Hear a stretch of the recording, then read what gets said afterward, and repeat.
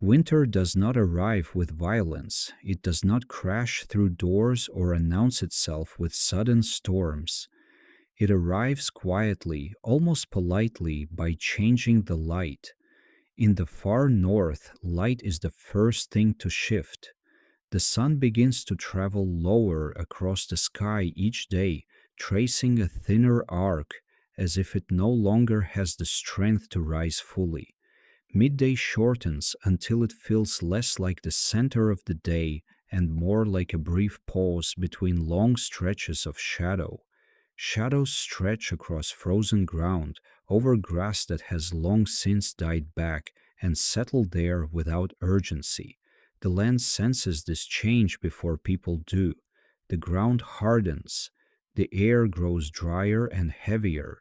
Sound itself seems to soften. Footsteps no longer echo, and the wind does not scream but slides steadily across an open, waiting world. Everything slows, not because it is weakening, but because it is preparing. In northern lands where winter lasts for months and darkness can claim entire days, people learned long ago that survival is not decided when the sun is still in the sky.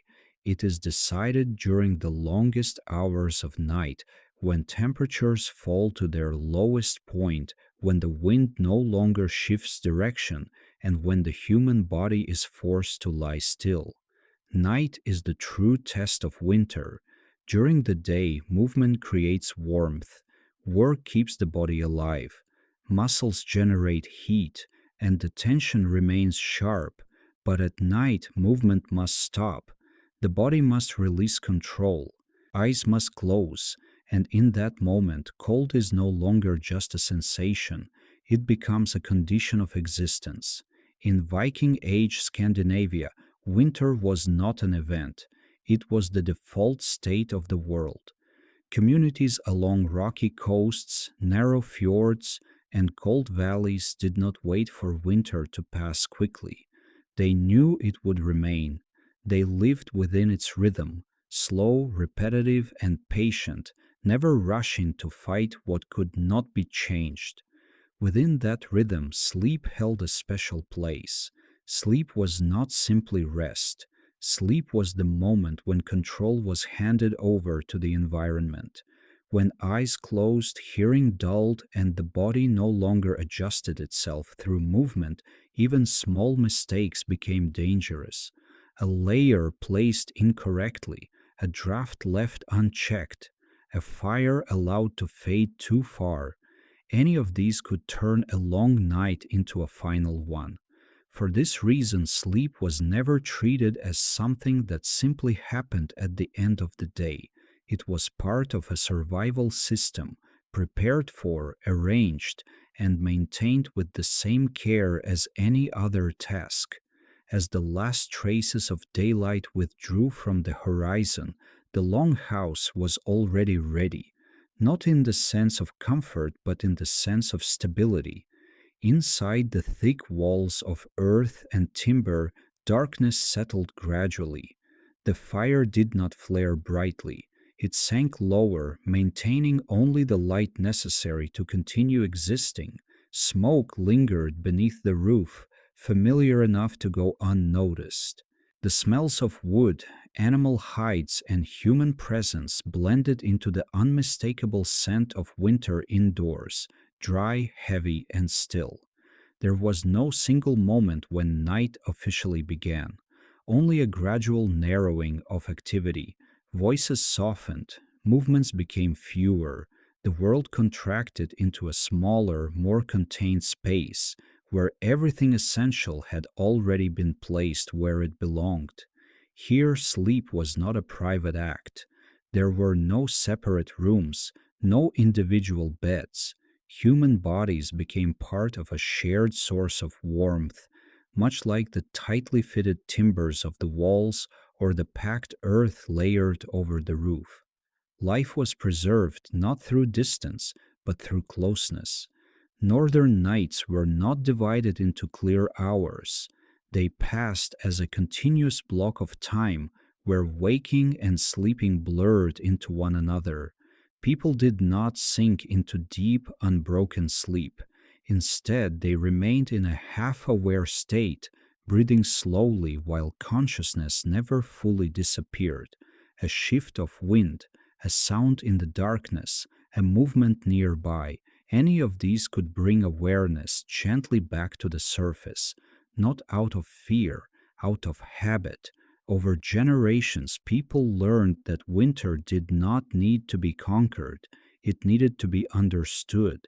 And within that understanding, sleep became a quiet agreement between human bodies and the world around them, an acceptance that during the night control would be limited but not surrendered entirely. Outside, the wind continued to move across exposed hillsides. Snow accumulated silently, layer by layer. The sky remained a deep gray, without stars or moon. The wider world sank into stillness. Inside, bodies lay close together. Breathing slowed. Warmth remained steady. Night was no longer an enemy. It was simply a stretch of time to be passed, slowly, quietly, and correctly. Daylight in the north is not generous, it does not linger, and it does not invite delay. When the light appears, it is already low, already slanted, already moving toward its end. People do not greet it with urgency or excitement. They accept it as a limited resource, something to be used carefully and without waste. Morning does not begin with a clear moment of waking. Bodies rise slowly, one by one, from shared sleeping spaces. The air inside the longhouse is cool but not hostile. The fire has survived the night, reduced to embers that still hold memory of heat. No one rushes to revive it. There is time and there is no advantage in haste. Movement is measured. Every action has weight, not because it is difficult, but because unnecessary effort is avoided. In winter, energy is not something to be spent freely. It is something to be preserved, saved, and carried forward into the night. Outside, the world waits. Snow lies where it fell. Wind has shaped its surface into shallow ridges and smooth plains. The ground beneath is hard, unyielding, indifferent to footsteps. Sound travels differently now. It does not echo far. It settles quickly, absorbed by cold air and frozen earth. The day's work does not aim to change the environment, it aims to adapt to it. People step out into the light wearing layers that have already proven themselves. Nothing new is introduced in winter unless it must be. Clothing is adjusted, repaired, reused.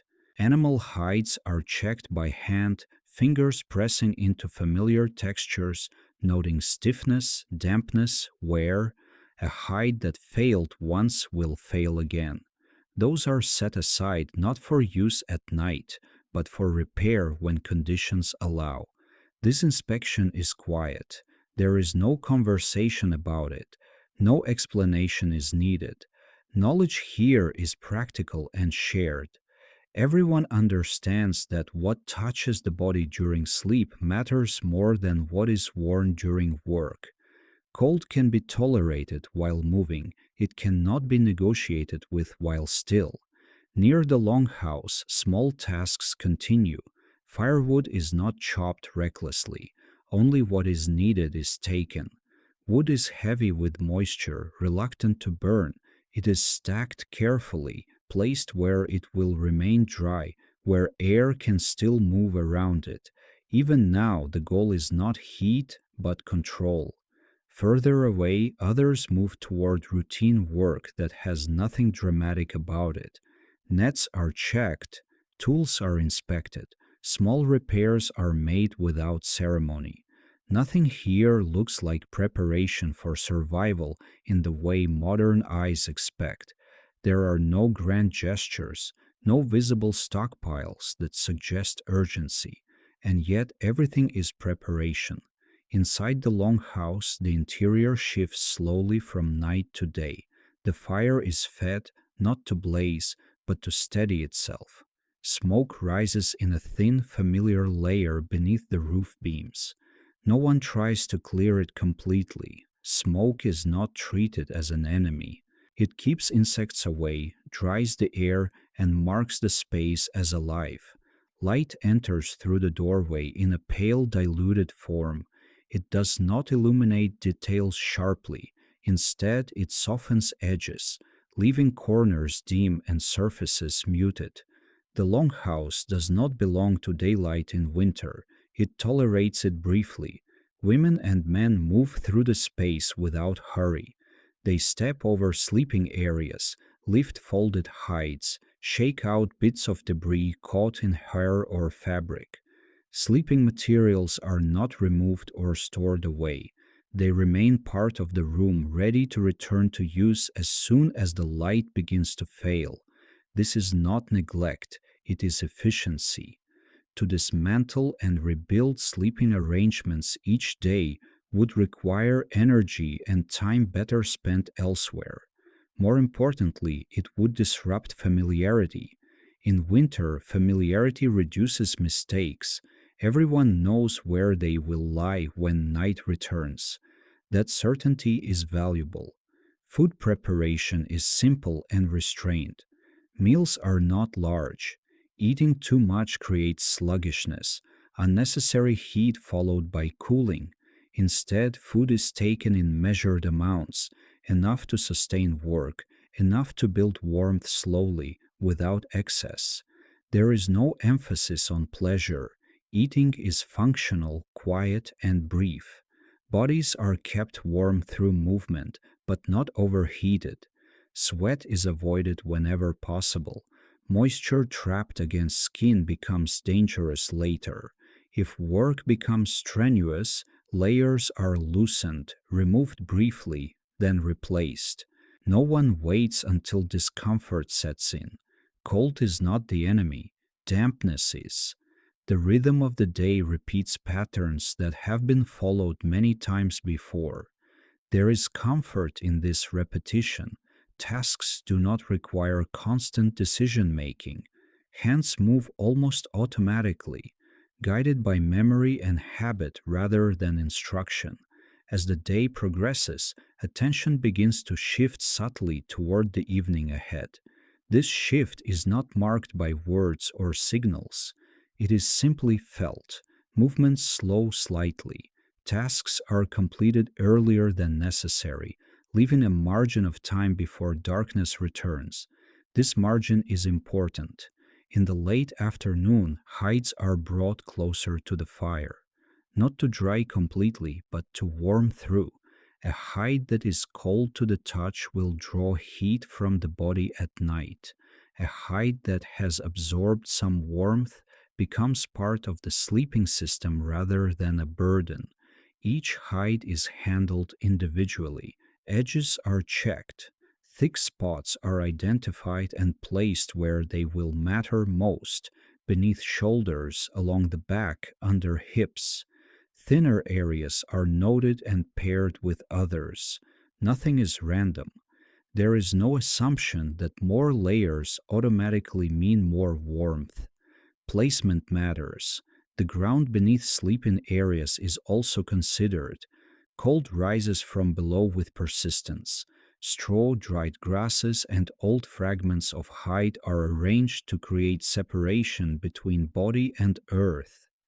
This process is slow and deliberate. The materials are pressed, shifted, tested by weight. Someone kneels, then rises, adjusting until the surface feels right. There is no conversation about why this is done. Everyone understands that the night will not forgive shortcuts.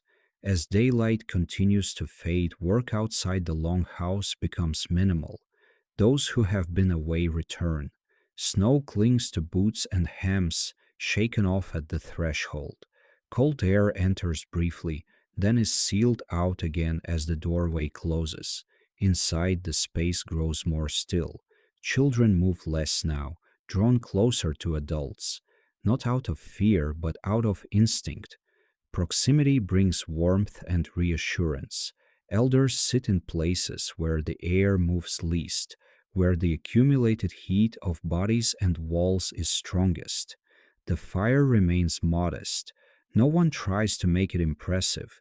Flames that burn too brightly consume fuel too quickly and create uneven heat. The goal is consistency, not intensity. Embers are adjusted carefully, fed just enough to continue. As the afternoon gives way to early evening, the longhouse becomes a place of subtle preparation. Nothing dramatic happens. There are no announcements, no final checks that stand out. Preparation here is woven into ordinary action. Clothing worn during the day is loosened, aired briefly, then adjusted again. Dampness is checked by touch rather than sight. Skin is rubbed dry where needed. Hair is freed of ice and snow, shaken out, then braided or tied back to prevent tangling during sleep. Tools are set aside in familiar places. No one leaves anything where it might be stumbled over in the dark. The interior of the longhouse will soon be navigated by memory alone. Clear paths are essential. As light fades further, eyes adjust. The world does not suddenly become dark, it becomes muted. Shapes remain visible, but detail recedes. This gradual change allows the body to follow without shock. There is no sudden transition that demands alertness. This too is part of preparation. By the time the sun slips fully beyond the horizon, little remains to be done. The important work has already happened. The conditions for the night have been created not through effort at the last moment, but through steady attention throughout the day. The longhouse settles into a quieter state. People remain awake, but their movements slow. Voices drop. The day has fulfilled its purpose. It has not defeated winter. It has not overcome the cold. It has simply arranged things so that when the night arrives, the body will be ready to lie still within it. Outside, darkness deepens.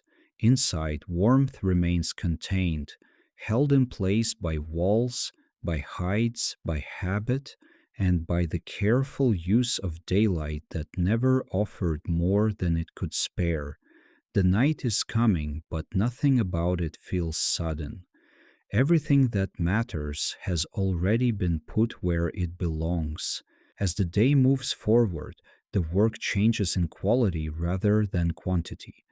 There is less lifting now, less walking across frozen ground. Tasks become smaller, closer to the body. Hands stay occupied, but the body begins to conserve itself, unconsciously adjusting to the hours ahead. Cold behaves differently in the afternoon. It is no longer sharp or surprising. It settles in gradually, creeping along the edges of movement. Fingers stiffen first, then joints. Breath becomes more visible, though the air itself has not changed much. The body notices these things quietly, without alarm. People respond without discussion. Gloves are adjusted, sleeves are pulled lower. A hand pauses briefly near the fire before returning to its work. These gestures are small and unremarkable, but they form a pattern repeated countless times across generations. No one treats them as decisions. They are responses learned early and practiced often.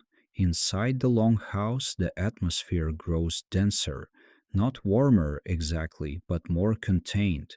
Heat does not move freely. It stays close to surfaces, lingering around bodies and walls. The air feels heavier to breathe, carrying the smell of smoke and animal fat, but it is familiar, even reassuring. People spend more time seated now. Standing is no longer necessary unless a task demands it. Sitting preserves energy. It also lowers the body's exposure to drafts that move higher in the room. The floor, though cold, is predictable. The air above is less so. Children drift between adults, sometimes sitting, sometimes lying down briefly, then rising again. Their movements are slower than earlier in the day. Play fades into quiet observation. They lean against warm surfaces, a shoulder, a folded hide, a stack of supplies, absorbing heat without thinking about it. Elders remain still for longer periods. They have learned when to stop moving before fatigue sets in. Fatigue leads to carelessness. Carelessness invites cold. Instead, they conserve themselves, allowing the heat already present in their bodies to remain where it is. Food appears again, but not in large amounts. Small portions are shared. Warm liquids are taken slowly, not to fill the stomach, but to spread warmth outward from the core. There is no rush to finish. Eating too quickly would require energy later to regulate body temperature. As the afternoon light weakens, the difference between inside and outside grows more pronounced. The doorway becomes a boundary that is crossed less often. Those who leave do so with purpose and return quickly. No one lingers outdoors now unless necessary. There is nothing to be gained by unnecessary exposure. Snow that has fallen earlier remains unchanged. Its surface has hardened slightly, crusted over by the cold. Footprints made earlier in the day are still visible, frozen in place. The landscape holds evidence of movement long after it has ended. Inside, attention shifts increasingly toward the space where people will lie down later. Sleeping areas are revisited. A hide is pulled closer, another is folded differently. A thin layer beneath is replaced with a thicker one. These adjustments happen gradually, without urgency. Hands press down on surfaces, testing firmness. A knee lowers briefly, then rises. The body remembers what felt right the night before and corrects what has changed. Nothing is left to chance. Clothing worn during the day is loosened further. Belts are undone. Tight bindings are removed. Circulation is allowed to flow freely again. Restriction during sleep is dangerous. Blood must move easily to maintain warmth in extremities. Hair is combed through fingers, freed from tangles formed under layers of cloth and fur. Loose strands are gathered and tied back, not for appearance but to prevent moisture from collecting near the neck during sleep. The fire continues its quiet presence. It is fed rarely now. A small piece of wood is added, then allowed to burn down without interference. No one pokes at it unnecessarily. Sparks are avoided. Sudden brightness would disrupt the slow descent into night. Sound changes inside the longhouse. Voices drop further. Conversations shorten. Long explanations are replaced with nods and gestures. The space does not demand silence, but it encourages it. Time itself feels different now. Without strong light, the sense of progression becomes vague. Minutes and hours blur together. People no longer measure the day by tasks completed, but by changes in their own bodies, stiffness easing, warmth settling, breathing slowing. This internal awareness is important. Night does not arrive as a surprise. It announces itself through sensation long before darkness fully settles. The body knows when it is time to reduce movement, to preserve heat rather than generate it. Some people lie down briefly, not to sleep but to rest.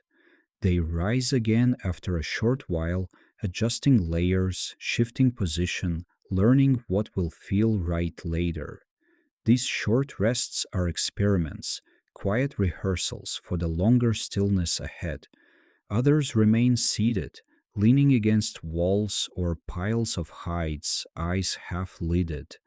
They are not asleep, but they are no longer fully engaged with the day. Their awareness drifts inward. The longhouse absorbs this collective slowing. Movement becomes rare. The firelight flickers against familiar shapes, beams, tools, faces, softening them, blurring edges. Nothing feels sharp or demanding. Cold presses gently against the outer walls. It does not intrude. The structure holds. Earth, wood, and accumulated layers perform their role without attention. The inside remains separate, contained. Breathing grows more noticeable. In the quiet, each inhale and exhale can be heard faintly, a low rhythm shared by many bodies in the same space. The air warms slightly with each breath, then cools again, cycling slowly. As evening deepens, no one speaks of sleep as an upcoming event. There is no announcement, no final task to complete. Sleep will come when the body is ready. The goal is not to fall asleep quickly, but to enter the night in a state of balance. Those who will sleep near one another begin to settle into closer proximity. This is not sudden, it happens gradually through small shifts. A shoulder leans closer, a leg extends into shared space, a folded hide is pulled between two bodies rather than kept separate. Heat begins to pool. The body responds without conscious thought. Muscles relax slightly, hands rest more loosely. The tension carried from the day dissipates, not because it is released intentionally, but because there is no longer a reason to hold it. Outside, darkness has fully settled. The world beyond the walls is now defined more by temperature than by shape. Wind moves across snow-covered ground, smoothing surfaces, erasing details. The sky offers no guidance. Inside, the longhouse exists in a steady, enclosed state. The night has begun, though no one has marked the moment. Everything needed has already been arranged. Bodies are warm enough. The air is stable. The space is known. There is nothing left to prepare. The first hours of night are not dramatic. Nothing collapses into silence all at once. Instead, sound thins gradually, like breath fogging less and less in cold air. The longhouse does not fall asleep. It simply becomes quieter, heavier, more contained. The fire has reached a steady state. It no longer crackles. Flames appear only briefly, then retreat. Most of the warmth now comes from what has already been stored in the walls, in the floor, in the bodies that have gathered close together. The fire is watched but not constantly. It is trusted to continue. People begin to lower themselves fully to the ground. Sleeping spaces prepared earlier receive weight again. Hides compress under shoulders and hips, releasing faint warmth that had been held within them. The ground beneath remains cold but distant, separated by layers placed carefully hours before. Bodies arrange themselves with minimal effort. No one stretches out fully. Limbs remain slightly drawn in, conserving heat. Knees bend, arms fold inward, spines curve gently, allowing the core of the body to stay protected. This positioning is instinctive now. It has been repeated so often that it requires no thought. As people settle, clothing is adjusted one last time. Loose fabric is pulled closer to the skin. Openings are closed. Anything that might allow cold air to circulate freely is reduced. At the same time, nothing is tightened too much. Restriction would interfere with circulation, and circulation is warmth. Breathing slows as bodies stop moving. In the quiet, the sound of breath becomes noticeable, not loud, not intrusive, but present. It rises and falls in uneven patterns at first, then gradually synchronizes into a calmer rhythm. The air inside the longhouse changes subtly. It grows warmer near the ground where bodies lie. cooler near the roof where smoke continues to drift. This layering is familiar. No one expects the space to feel uniformly warm. Uniform warmth would require effort, fuel, and attention that are no longer available. Instead, warmth is local and shared. Bodies lying close together create small pockets of heat that merge slowly. A shoulder warms the space beside it. A thigh presses against another, reducing exposed surface area. A back blocks a draft that might otherwise reach someone more vulnerable. Children are positioned carefully within these clusters. They are not placed at the edges. They are not left isolated. Smaller bodies lose heat faster, and everyone understands this without explanation. A child is guided gently into a space between two adults, covered without ceremony. Elders settle near the most stable areas of warmth. Their movements are slow, deliberate. They know exactly where they need to be. Experience has taught them which spots remain consistent throughout the night and which cool too quickly. Once lying down, people make only small adjustments. A hide is pulled higher over shoulders, another is tucked beneath a neck. A foot shifts slightly to avoid a cold patch. These movements are quiet, minimal, and purposeful. No one speaks. Conversation would generate movement, and movement would release heat unevenly. There is nothing left to discuss. Everything necessary has already been decided earlier in the day. Time loses definition. Without light to mark passing moments, the night becomes a continuous stretch rather than a sequence. People do not think in terms of hours. They think in terms of sensation, warmth increasing, cold pressing gently at the edges, muscles relaxing, breath slowing. Sleep does not arrive as a single moment. Instead, awareness fades in layers. Thoughts shorten. Images drift through the mind without urgency. The body remains partially alert, attuned to changes in temperature and sound, but no longer focused on the outside world. This half aware state is intentional. It is safer to sleep lightly in winter. Deep, unbroken sleep can be dangerous if conditions change. A shift in wind direction, a drop in temperature, a fire that weakens too much. All of these require response, so the body rests but does not surrender completely. Some people drift into sleep briefly, then surface again. An arm moves, a breath deepens, a height is adjusted. These small awakenings are not disruptive. They are part of the rhythm of the night. Others remain awake longer, eyes closed but mind still gently active.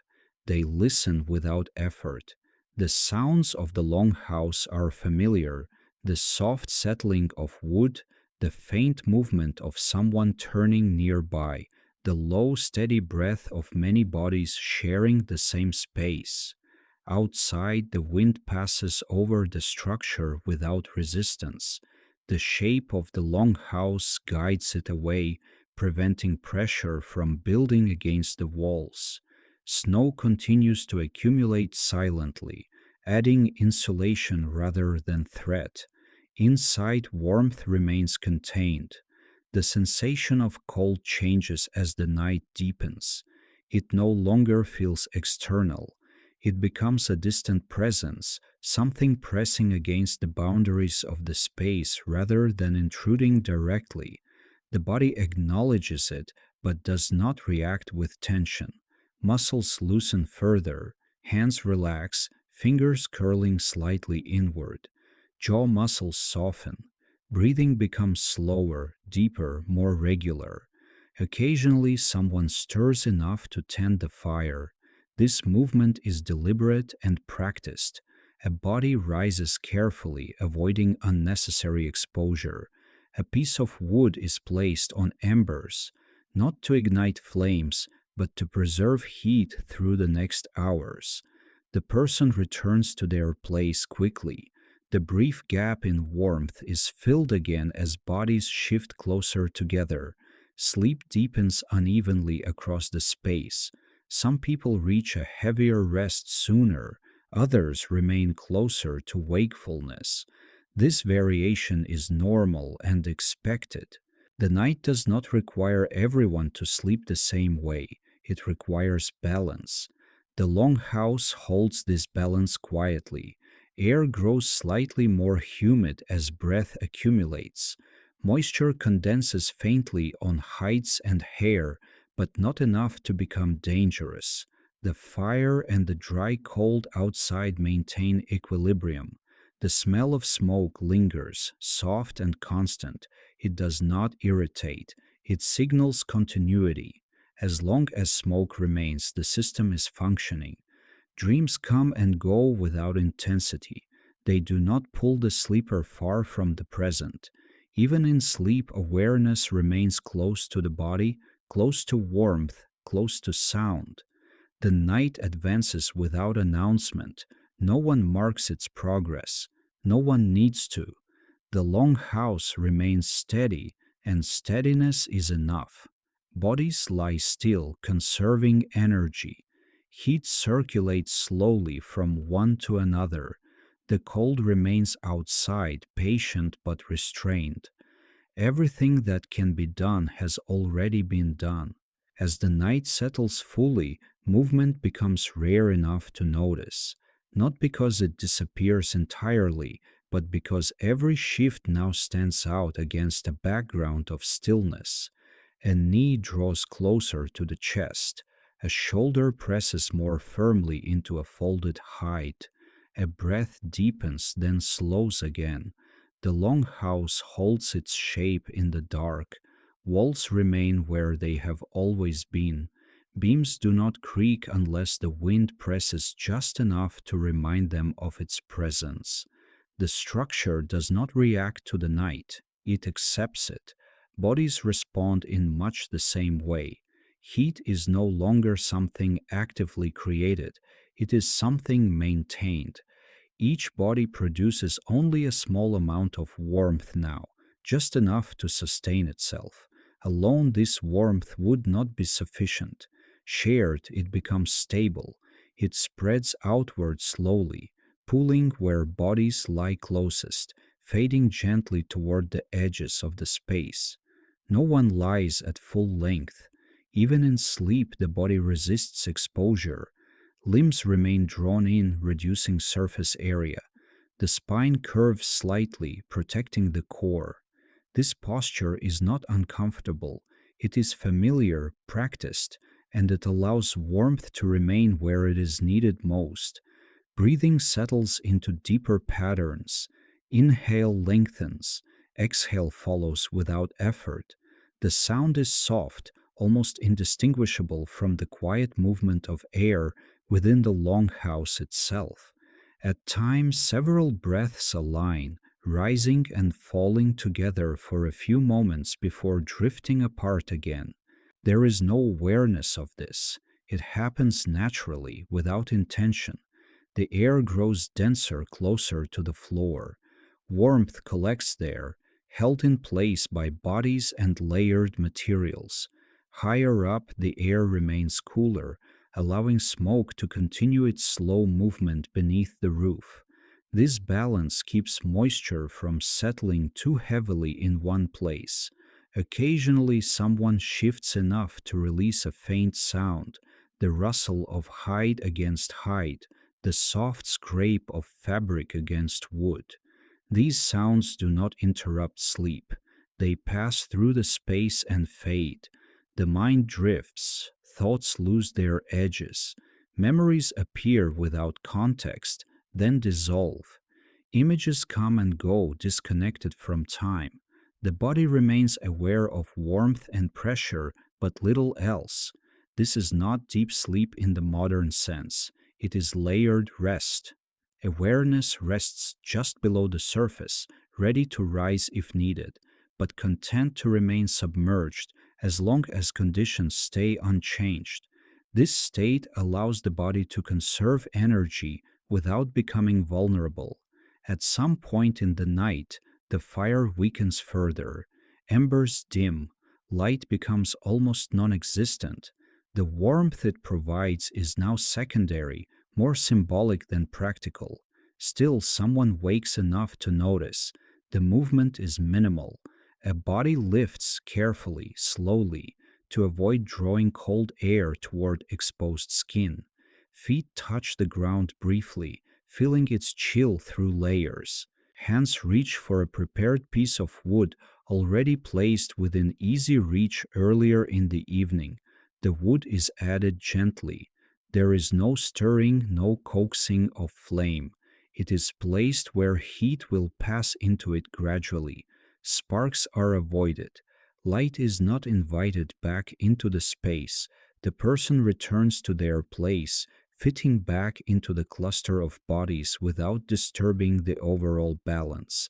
The brief absence of warmth is corrected as others shift closer, closing the gap. Sleep continues. Outside, the world remains unchanged. Snow reflects no light. Wind moves steadily, shaping drifts and smoothing surfaces without sound. The cold deepens, but it does not penetrate. Inside, the cold is only a distant pressure. It presses against the outer walls, testing their thickness, but finds no path inward. The layers of earth and wood perform their function quietly. The body feels this separation even in sleep. There is a sense of enclosure, of being held within a defined space. This feeling reduces the need for alertness. The mind relaxes further. Hands grow warmer where they are tucked against the body or another person. Feet, protected by multiple layers, lose their initial chill. The face remains cooler, exposed to air, but this too is expected. Breath warms it slightly with each exhale. Sometimes a sleeper stirs just enough to pull a hide higher over their mouth and nose. The fabric captures warmth from breath, creating a small pocket of warmer air that makes breathing easier. Dreams remain subdued. They do not demand attention. They drift past, quiet and brief, often forgotten moments after they occur. The sense of time continues to fade. There is no clear distinction between early night and deep night. The body does not measure the darkness, it responds only to changes, a slight drop in warmth, a sound, a shift in pressure. When nothing changes, rest deepens. Children sleep more heavily now. Their breathing is slower, more regular. They remain nestled between adults, rarely shifting position. Their smaller bodies are protected by the mass and warmth around them. Elders sleep lightly but steadily. They wake briefly from time to time, not fully, just enough to register that conditions remain safe. Then they drift back again. This shared vigilance requires no planning. It emerges naturally from habit and experience. The longhouse itself seems to breathe. Air circulates slowly. Warmth rises and settles. The structure adjusts imperceptibly to changes outside, redistributing pressure and maintaining stability. At moments, the night feels almost motionless. Even breath seems to pause between cycles. In these moments, the body sinks deeper into rest, unburdened by thought. Then gradually the rhythm resumes. The night continues in this way, not as a sequence of events, but as a sustained state. Nothing needs to happen for it to be successful. Warmth remains. Bodies remain close. Awareness stays low but present. The cold waits beyond the walls, constant and patient. Inside, the shared heat of stillness holds its ground. The deepest part of the night does not feel dramatic. There is no signal that announces its arrival. It is recognized only by the way the body settles further into itself, by the way thoughts no longer complete their own paths. Somewhere between waking and sleeping, awareness thins. The longhouse remains unchanged in shape, but the experience of it shifts. Darkness is no longer something outside the eyes. It becomes a condition, a constant presence that no longer requires attention. The absence of light stops being noticed.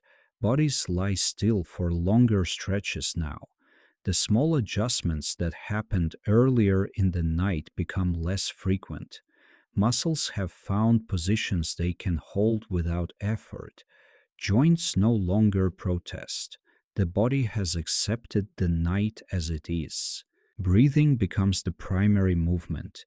Each inhale is slow, drawn quietly through nose and mouth.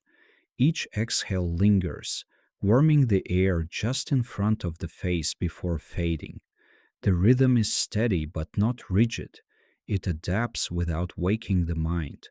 Warmth circulates internally rather than outward. Blood flow slows slightly in extremities, concentrating heat closer to the core. Fingers cool but do not numb. Toes remain protected by layers and proximity. The body makes these adjustments without instruction. Sleep deepens in uneven layers. Some people enter heavier rest, slipping into longer periods without movement or response. Others remain closer to the surface, drifting in and out, never fully detached from their surroundings. This imbalance is not corrected, it is expected. In winter, uniformity is not required. The air inside the longhouse grows quieter. Even the smallest sounds seem distant now. The crackle of embers fades into silence. The wind outside becomes a background pressure rather than a noise. Occasionally, a sleeper turns slightly. The movement is slow, deliberate, even in unconsciousness. A body rolls just enough to relieve pressure on a shoulder or hip, then settles again. Heights shift softly, releasing a faint sound that dissolves almost immediately. These movements do not disturb others. They are anticipated, absorbed into the rhythm of the space. The cold outside reaches its lowest point during these hours. It presses harder against the walls, testing their thickness. Frost forms along the outer surfaces, binding earth and wood more tightly together. Snow settles further, compacting into dense layers that add insulation rather than threat. Inside, the temperature drops slightly, but not sharply. The change is gradual enough for bodies to adjust. Heat loss slows. Muscles remain relaxed. Someone wakes briefly, not fully conscious. There is no clear reason. The body simply rises toward awareness, checks its surroundings through sensation rather than sight, then releases itself back into rest. No one speaks, no one sits up fully unless necessary. If the fire needs attention, it is given without ceremony. A small movement, a careful placement of fuel, no attempt to bring back light or warmth beyond what is required to maintain balance. The person returns to their place and the night continues. Dreams become simpler now. They are less visual, more physical. Sensations of weight, warmth, pressure. The mind does not travel far. It stays close to the body, anchored by breath and contact. Time loses almost all meaning. There is no sense of how long the night has lasted or how long it will continue. The concept of morning exists only faintly, as an idea rather than an expectation. The body does not anticipate it. Anticipation would require energy. Instead, the body remains focused on the present moment, stretched thin across extended stillness. Children sleep deeply through these hours. Their breathing is soft, regular. They do not stir often. When they do, it is brief, a shift of position, a quiet sigh, then stillness returns. Elders wake slightly more often, but not with effort. They register the state of the longhouse through sensation alone. Warmth is adequate, air is stable, nothing demands action. Awareness recedes again. The shared heat continues its quiet work. It does not feel warm in the way fire feels warm. It feels consistent, reliable, like a held breath that does not need to be released. Faces cool gradually, exposed to air. Cheeks and noses feel the presence of cold more clearly, but this too is part of the balance. The contrast helps regulate breathing, prevents moisture from accumulating too heavily. Some sleepers pull hides higher instinctively, creating small sheltered spaces around mouth and chin. Others leave their faces uncovered, accustomed to the sensation. No choice here is wrong. Each body knows its own needs. The longhouse remains steady, absorbing pressure from outside, redistributing it through structure and mass. It does not creak or complain. It has endured many nights like this before. At the deepest point of night, everything reaches its lowest state of activity. Breathing slows to its most economical pace. Heart rates drop, muscles soften further. The mind releases its last fragments of alertness. This is not vulnerability, it is efficiency. The body is not unprotected, it is simply no longer wasting energy on awareness that is not needed. Cold continues to exist beyond the walls. It does not retreat, it waits unchanged. Inside, life persists quietly, not through resistance, but through alignment. The night holds its position. The night does not end all at once. It begins to loosen its hold gradually, almost imperceptibly, long before light returns to the sky. Inside the long house, nothing looks different. Darkness remains complete.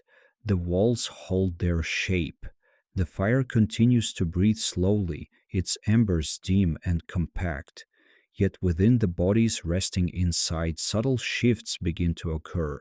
Breathing changes first.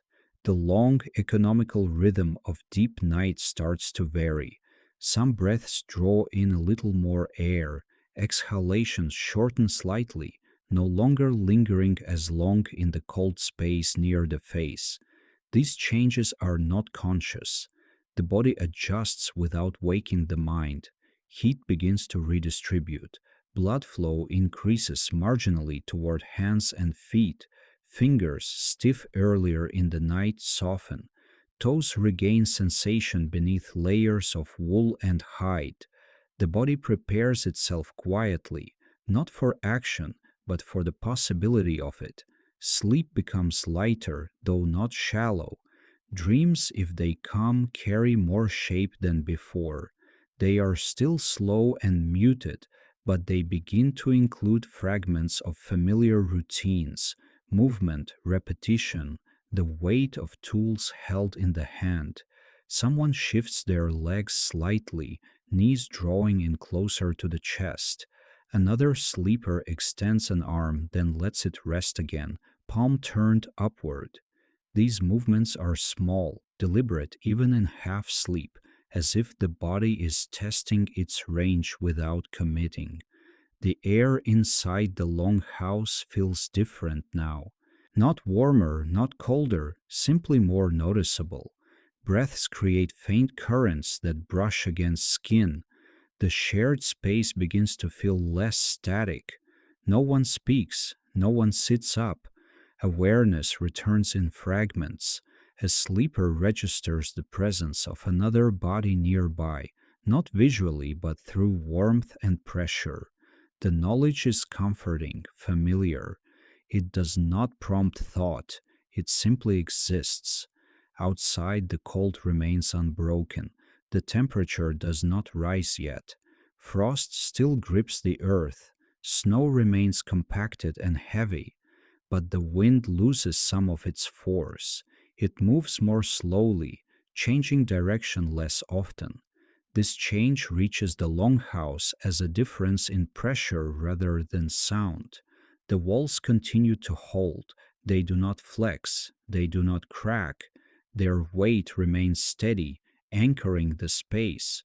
Children stir slightly during these hours. Not fully awake, they adjust their positions, seeking warmth instinctively. A child presses closer to an adult, head tucked against shoulder or chest. Breathing synchronizes for a moment, then settles again. Elders wake more fully now, though still without urgency. Their eyes remain closed. They listen without listening, sensing the condition of the space through habit. The fire is alive. The air is stable. No action is required. The night stretches on, but it no longer feels endless. Time slowly begins to return, not measured in hours, but in bodily cues, a sense that stillness has lasted long enough, a faint readiness in muscles that had fully surrendered earlier. The fire receives a small adjustment. A piece of fuel is shifted closer to the embers, not to increase warmth, but to prevent its loss. The movement is practiced, economical. Sparks do not rise, smoke does not thicken. The person responsible returns to rest immediately, their task complete. The longhouse absorbs this action without disturbance. Sleep continues in layers. Some remain deeply asleep, untouched by the changes around them. Others drift in a half state, aware of breath, of warmth, of the pressure of the ground beneath them. No one rushes toward waking. In winter, waking too early wastes energy. The body understands this. Moisture from breath has formed faint frost patterns along the edges of hides and hair. These crystals remain undisturbed. They will melt later when movement increases. For now, they simply exist, harmless. The smell inside the longhouse shifts subtly. The dryness of deep night eases. The scent of bodies becomes more noticeable, not unpleasant, just present. Wool, skin, wood, smoke. These smells blend into a stable background that signals continuity. Nothing has gone wrong. The night has been survived. This knowledge exists without being thought. A sleeper opens their eyes briefly. There is nothing to see. Darkness fills the space completely. The eyes close again without disappointment. Another sleeper swallows, throat dry, then settles. The body notes the sensation but does not act on it. Stillness returns, but it is a different kind now, less absolute, more flexible. The cold remains outside, but it no longer presses with the same intensity. The boundary between inside and outside feels more secure. The longhouse continues to function as it always has, a container of warmth, of breath, of quiet human presence. The final stretch of night holds steady. No light appears yet, no sound announces change, but the balance has shifted. The body knows this, even if the mind does not. And so the night continues, softer now, less demanding, still deep, still quiet, but no longer at its most severe. Before light returns, there is a stretch of time that belongs to neither night nor morning. It exists quietly, without definition. Inside the longhouse, this period passes almost unnoticed. Darkness remains complete. The roof does not change. The walls continue to hold their weight against the cold, and yet the space feels subtly less sealed, as if the night has loosened its grip without stepping away. Bodies respond before the world does. Breathing becomes slightly more varied now. Some breaths deepen, filling the chest more fully. Others shorten, becoming quicker for a few cycles before slowing again. The rhythm is no longer perfectly even, but it remains calm. A sleeper rolls onto their side. The movement is slow, careful, even while unconscious. A shoulder shifts forward, a knee bends. The body settles again, testing comfort before accepting it. Nearby, someone exhales more forcefully, releasing a long breath that carries a faint sound, then resumes quiet breathing. No one reacts. The shared warmth remains steady. It is no longer building, but it is not fading either. Heat circulates gently between bodies, layers of hide, and the packed earth beneath them. The temperature inside the longhouse feels held, suspended between cooling night air and the promise of eventual movement. Sleep thins in places. Not everyone sleeps at the same depth anymore. Some remain fully asleep, unaware of time or change. Others hover close to waking, aware of their own breathing, of the weight of the air, of the pressure beneath them. These people do not rise. They do not open their eyes for long. They remain still, conserving energy, allowing the night to complete itself.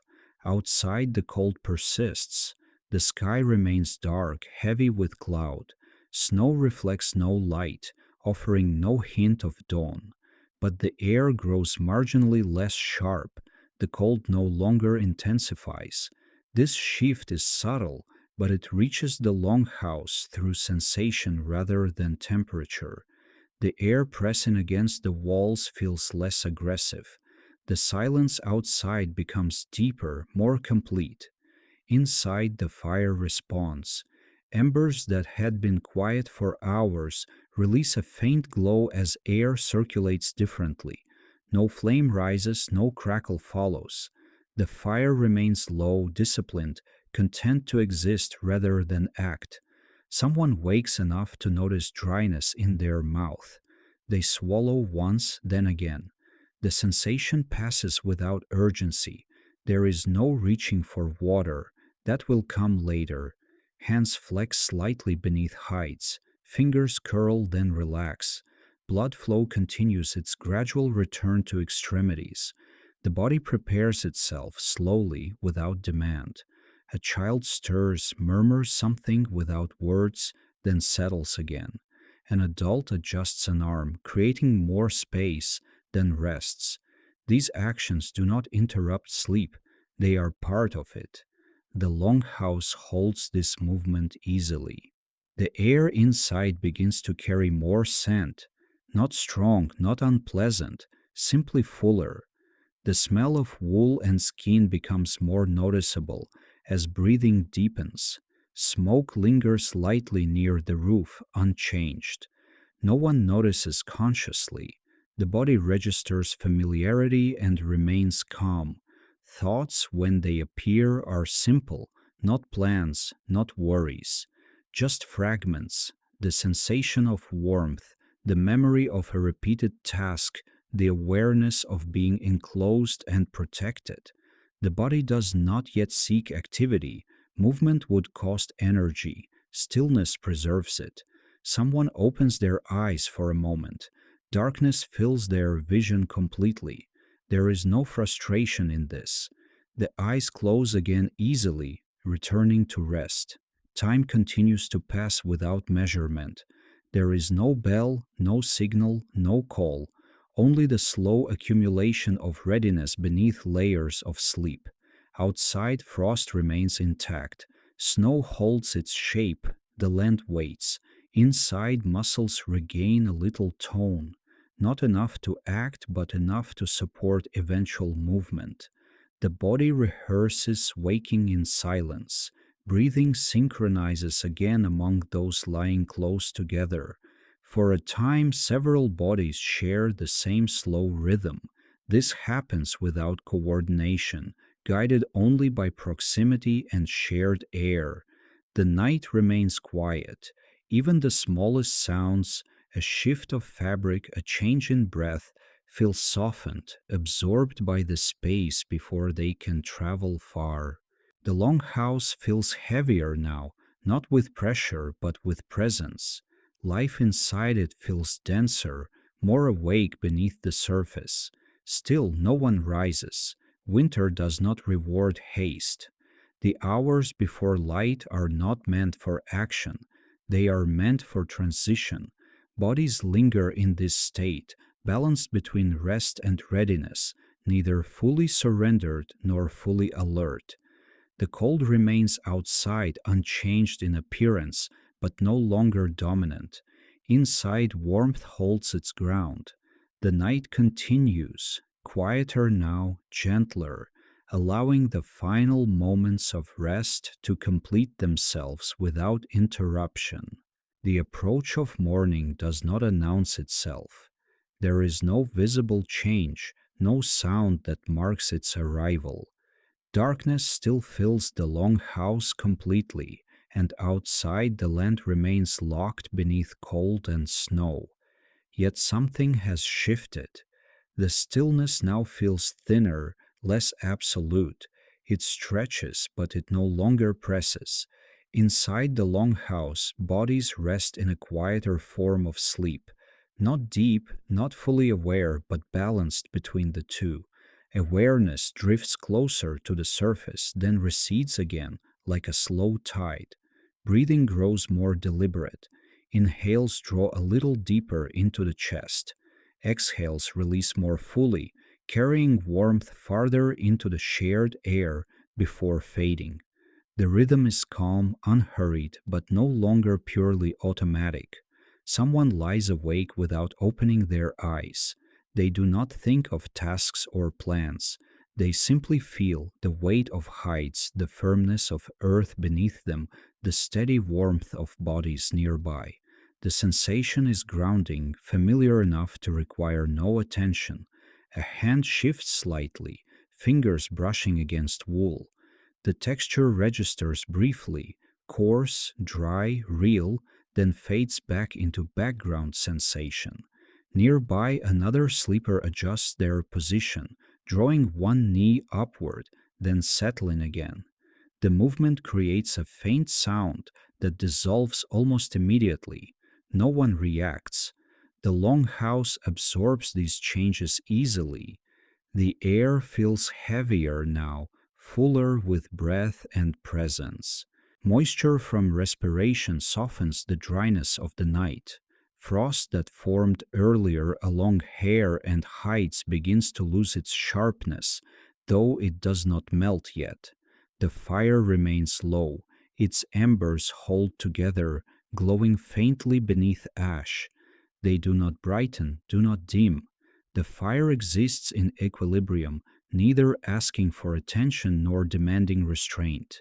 Outside, the cold endures. The sky remains dark without visible stars or moon. Snow reflects no light. The land appears unchanged, silent, fixed, waiting, but the wind has stilled almost completely. This absence reaches the longhouse not as warmth, but as relief. The pressure against the walls lessens. The space feels more settled, less tested. Children stir again during these hours, not waking but shifting, a small movement of the head, a change in breathing. One child presses closer to an adult's side, seeking warmth instinctively. The adult does not wake, but their body responds, adjusting slightly to accommodate the contact. This exchange happens without awareness. Elders remain still, though their sleep is light. They rest in a state shaped by experience, alert enough to sense imbalance, relaxed enough to trust what they feel. The long house remains stable. Nothing requires action. The body understands this and remains at rest. Thoughts, when they appear, are fleeting, a sensation of dryness in the throat, the awareness of cold air touching skin, the faint memory of movement. None of these develop into intention. Stillness remains the correct response. Time passes quietly, not measured, not tracked, only felt as a gradual accumulation of readiness. Muscles regain a little more tone. The body prepares itself not for labor, but for the transition out of stillness. This preparation happens slowly, without tension. Someone swallows again, then exhales deeply. Another sleeper flexes their toes beneath layers of hide, then relaxes them. These movements remain contained, economical. The long house feels full now, not crowded but complete. Every space holds warmth, breath, presence. The structure functions as it was meant to, enclosing life through the coldest part of the night. Outside, frost holds firm along the ground and on the surfaces of wood and stone. Snow remains packed, unchanged. The world has not yet softened. Inside, warmth holds steady. The contrast remains, but it no longer feels sharp. A sleeper opens their eyes briefly. Darkness remains total. There is no disappointment, no impatience. The eyes close again easily. Another person shifts an arm, creating a small pocket of air that cools briefly before warming again. Breathing synchronizes once more among those lying close together. For a few minutes, several bodies share the same slow rhythm, rising and falling together. This does not last, but it does not need to. The night continues to release its hold gradually, not retreating, not ending, simply loosening. The cold remains present beyond the walls, but it no longer dominates the inner space. The boundary feels secure, reliable. No one rises. Winter mornings do not begin with movement, they begin with patience. The long house remains quiet, holding its breath along with those inside it as the final moments of darkness stretch on, unbroken, calm, and unhurried. Eventually, the night reaches a point where it no longer needs to hold itself together. Nothing dramatic happens. Darkness does not suddenly lift. Cold does not retreat all at once. Instead, the night simply settles into what it was always meant to be, a completed passage of time. Inside the long house, stillness remains, but it has softened. The air no longer feels suspended. Breath moves more freely now, rising and falling without resistance. Bodies rest in a state that is no longer defensive, no longer alert, but quietly whole. Sleep here has done its work. It has not erased the cold. It has not conquered the winter. It has simply carried life through the longest hours without interruption. The fire remains low, its embers steady and contained. It has burned just enough for just long enough. No excess, no waste. The warmth it provided lingers not as heat but as balance. The walls continue to hold. Earth and timber, shaped by hand and habit, remain unchanged. They do not announce their success. They simply endure. Bodies lie where they have rested all night. Some are deeply asleep still. Others hover near waking, though no one rises yet. The night has not released its final breath. Outside, the land remains quiet. Snow lies undisturbed. Frost still grips the ground. The sky offers no color, no light, no signal. Morning has not arrived, and that is as it should be. In winter, there is no rush. The night does not need to be escaped. It only needs to be completed. Inside the long house, the shared warmth remains, thinner now but stable. The closeness that sustained the night loosens slightly, not from separation, but from trust. Bodies no longer press together as tightly. They know the hardest hours have passed. Breathing is calm, muscles are relaxed. The body holds itself without effort. This is not the beginning of the day. It is the quiet space between, a moment where nothing is required, where survival has already been achieved. Over generations, nights like this shaped a way of living that did not depend on urgency or struggle. Life continued not because winter was beaten, but because it was understood, accepted, worked with, and endured patiently. Sleep was not an escape from reality, it was part of it. a deliberate act of trust in walls, in fire, in proximity, and in the body's ability to endure stillness. Now that trust rests, the night has done what it needed to do. It has carried breath from one hour to the next. It has kept warmth contained. It has allowed minds to soften and bodies to recover. Nothing more is asked of it. Soon, not yet, but soon, the sky will begin to change, not with brightness, but with subtle difference, a thinning of darkness, a shift in tone. When that happens, the longhouse will respond as it always has. People will rise slowly, fire will be tended carefully, movement will return measured and unhurried. But for now, none of that is necessary. This moment remains suspended, a completed night, a held breath released gently. If you are listening as this night closes, you do not need to follow it into morning. You can remain here in this quiet space where nothing demands attention. Let your breathing slow, let the images fade, let the night finish around you.